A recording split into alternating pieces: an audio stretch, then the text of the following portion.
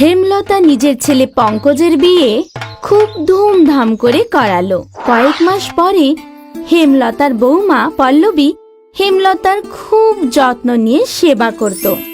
বৌমা, এক কাপ চা দাও তো। এক্ষুনি আনছি মা। এই দেখে হেমলতা খুব খুশি ছিল। আর কয়েকদিন পর ওনার ছেলে পঙ্কজ শহরে কাজ করতে চলে গেল। আর ও চলে যেতেই পল্লবীর ব্যবহারটাই পাল্টে গেল। বৌমা, এক কাপ চা দাও তো। মা দেখুন, আমার হাতে অনেক কাজ আছে, আপনি চা খেতে চাইলে নিজে গিয়ে বানিয়ে নিন না। হেমলতা নিজের বৌমার এই ব্যবহারটা মেনে নিতে পারছিল না। এখন হেমলতার বৌমা ওনাকে সময় মতো খাবারও খেতে দিত না। এই দেখে হেমলতা ঠিক করলেন যে উনি ওনার বৌমাকে শায়েস্তা করবেন। হেমলতা নিজের বৌমাকে বললেন, বৌমা, আমি ভগবানের দর্শন করতে তীর্থ যাচ্ছি, কয়েক মাসের মধ্যেই ফিরে আসব, নাইলে আমি বেঁচে যাই। এই বলে হেমলতা নিজের ব্যাগ নিয়ে ওনার বোন স্বর্ণলতার সাথে চলে গেলেন। এদিকে পল্লবী বাড়িতে একা খুব খুশিতেই ছিল। কয়েক মাস কেটে গেল। তারপর স্বর্ণলতা বাড়ি একলাই ফিরে এলেন। তোমার শাশুড়ি মা আর বেঁচে নেই, ওনার দর্শন করার আগেই ওনার কাছেই ও পৌঁছে গেছে। কি বললেন? মা গো, মা গো। পল্লবী কান্নাকাটির অ্যাক্টিং করলো। সবকিছু কাজকর্ম হয়ে যাওয়ার পরে পল্লবী নিজের স্বামীর সাথে সুখেই ছিল। একদিন পল্লবী একা বাড়িতে ছিল, আর পল্লবী একটা ছায়া দেখতে পেল। পরের দিন হেমলতা ভূত সেজে পল্লবীর সামনে এলো। পল্লবী চিৎকার করে অজ্ঞান হয়ে গেল। তারপর এভাবে কয়েক রাত হেমলতা ভূত সেজে এসে পল্লবীকে ভয় দেখাতো।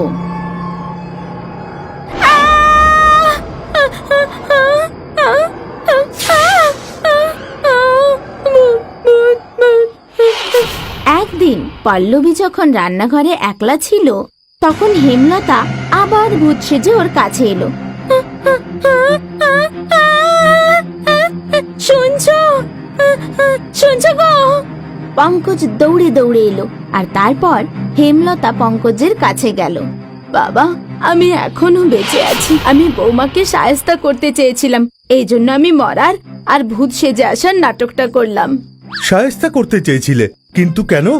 বৌমা, পঙ্কজকে সত্যিটা তুমি বলবে না আমি বলবো? আমি তোমার চলে যাওয়ার পরে তোমার মায়ের সাথে খুব খারাপ ব্যবহার করেছি, এতটাই যে ইনি তীর্থে বেরিয়ে যাওয়ার জন্য বাধ্য হয়ে গেছিলেন। ছি, আমি তোমার থেকে এটা আশা করিনি। মা, আমি আমার স্ত্রীর অন্যায়ের জন্য তোমার থেকে ক্ষমা চাইছি।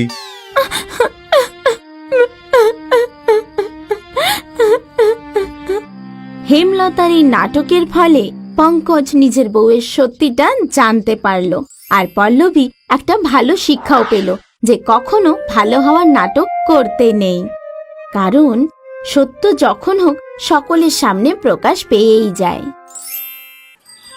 সদন আর মদনের আমি ছাড়া এই পৃথিবীতে আর কেউ নেই।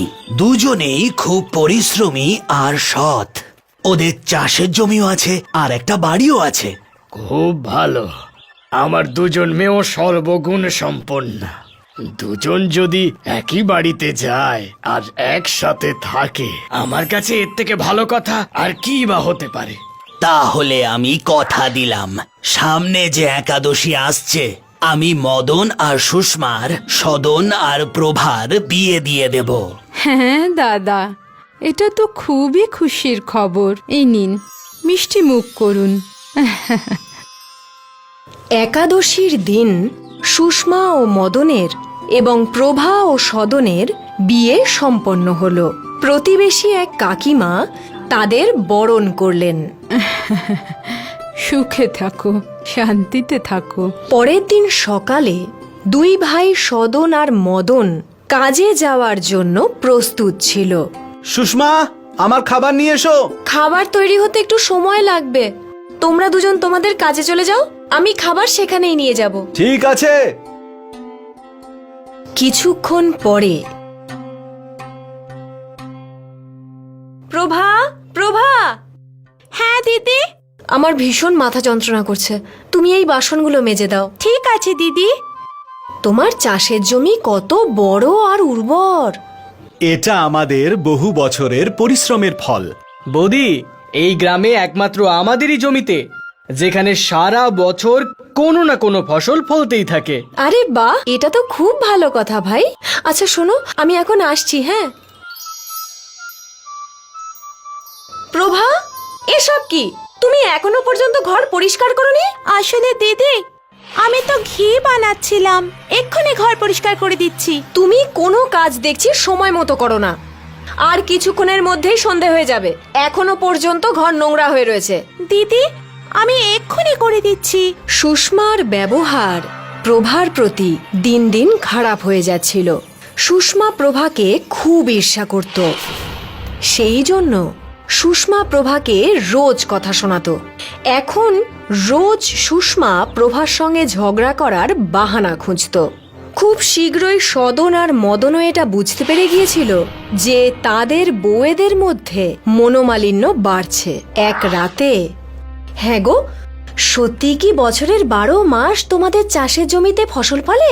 হ্যাঁ, কেন এমনটা জিজ্ঞেস করছো কেন? কি গো, দুই ভাইয়ের মধ্যে তুমিই তো বড়, তাই চাষের জমি তো তোমার তো অধিকার বেশি, তাই না? কি বলতে চাইছো তুমি? মানেটা হলো এই যে আমি এই বাড়িতে আর থাকতে চাই না। প্রভা আর আমার মধ্যে রোজ ঝগড়া হচ্ছে। এভাবেই যদি চলতে থাকে তাহলে একদিন আমরা দুজনে একে অপরের শত্রু হয়ে যাব। দেখো, এর থেকে বরং ভালো হবে যে আমরা অন্য কোথাও গিয়ে থাকি। তাহলে আমরা কোথায় যাব? আমরা বরং তোমার চাষের জমিতে বাড়ি বানিয়ে সেখানেই থাকবো। তুমি একটা কাজ করো না, তোমার ভাই সদনকে এই বাড়িটা দিয়ে দাও, আর ওই চাষের জমিটা আমরা বরং নিয়ে নিই। এর ফলে ভবিষ্যতে কখনো আমাদের মধ্যে কোনো রকম কোনো ঝগড়া হবে না। কথাটা তো তুমি ঠিকই বলেছ। কালকে এই ব্যাপারটা নিয়ে আমি সদনের সাথে কথা বলবো। ভাই সদন, তুই তো সব সময় আমার কথা শুনিস। হ্যাঁ দাদা, তুমি বড়, তাই তোমার কথা শোনা আমার কর্তব্য। আজকে আমি তোকে আমার একটা সিদ্ধান্তের কথা বলবো। দাদা বলো। এই জমি আর বাড়ি আমাদের দুজনের, কিন্তু এখন আমাদের ভাগাভাগি করতে হবে। এই জমি যা আছে সব আমি নিয়ে নেব, আর বাড়ি তুই নিবি। কিন্তু দাদা, আমরা কি একসাথে থাকতে পারি না যেভাবে এতদিন ধরে থাকছি? তুই তো ভালো করেই জানিস যে সুষমা আর প্রভা রোজ কিছু না কিছু বিষয় নিয়ে ঝগড়া করা শুরু করে। এটাই সব থেকে ভালো হবে যে আমরা ভাগাভাগি করে নিই আর আলাদা হয়ে যাই। আর ভবিষ্যতে আমাদের দুজনের মধ্যে কোনো ঝগড়া না হয়, সেই কারণে এটা ভীষণই জরুরি যে আমরা নিজেদের মধ্যে ভাগ বাটোয়ারা করে নিই। ঠিক আছে দাদা, যা তুমি ভালো বোঝো। জানি না দাদা কেন এমন একটা সিদ্ধান্ত নিল। সে যাই হোক, আমাদের ওনার আদেশ পালন করা উচিত। হয়তো দিদি আলাদা থেকে খুশি থাকতে পারবে। তাই হয়তো হবে, কিন্তু এবার আমাদের জীবন কিভাবে চলবে? জমি তো দাদার ভাগে চলে গেছে। তুমি বাড়ির বাইরে যে ছোট্ট জমিটা আছে না, ওখানে সবজি চাষ করো, আর আমি ঝুড়ি বানিয়ে বিক্রি করব। এতে আমাদের দুজনের জীবন ভালোভাবেই কেটে যাবে। ঠিক আছে, যেমন ভগবানের ইচ্ছে। আর তারপর সদন বাড়ির বাইরেই সবজির বীজ বপন করলো, আর প্রভাও ঝুড়ি বিক্রি করতে লাগলো। 1 মাস পর একটি আহত পাখি উড়তে উড়তে চলে এলো। আরে রে রে রে রে, এর তো পায়ে আঘাত লেগেছে। প্রভা, প্রভা, হ্যাঁ বলো।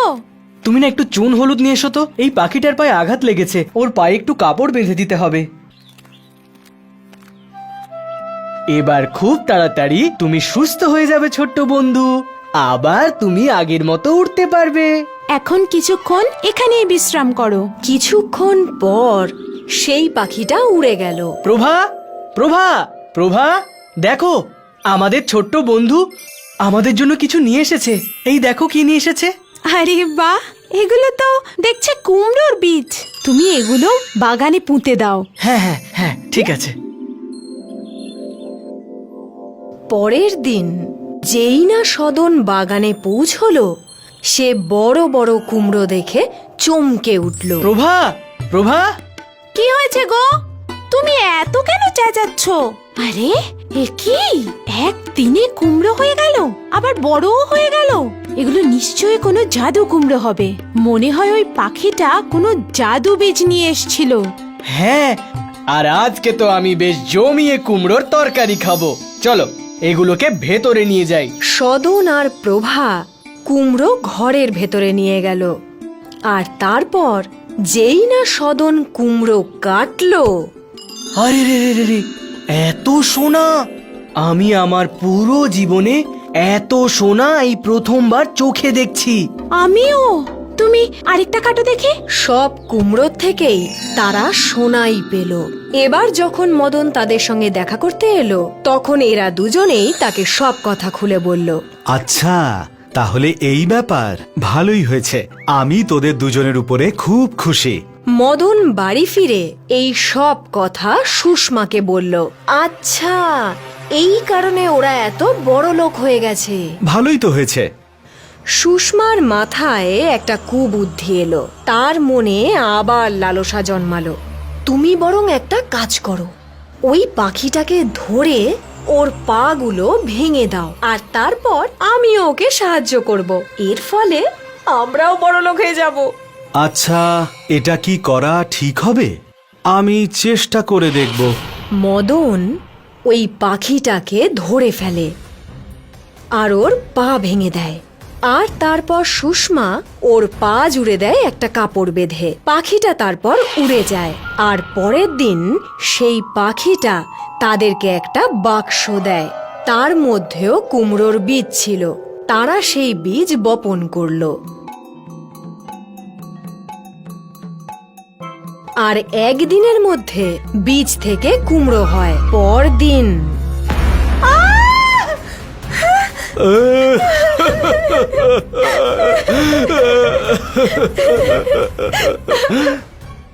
সেই জন্যই কথায় আছে, যেমন কর্ম করবে তেমন ফল পাবে। সুষমা লোভী ছিল, আর তাই সে খারাপ ফল পেল। অপরদিকে প্রভা ভালো মানুষ ছিল, তাই সে সুখের জীবন কাটাতে শুরু করলো।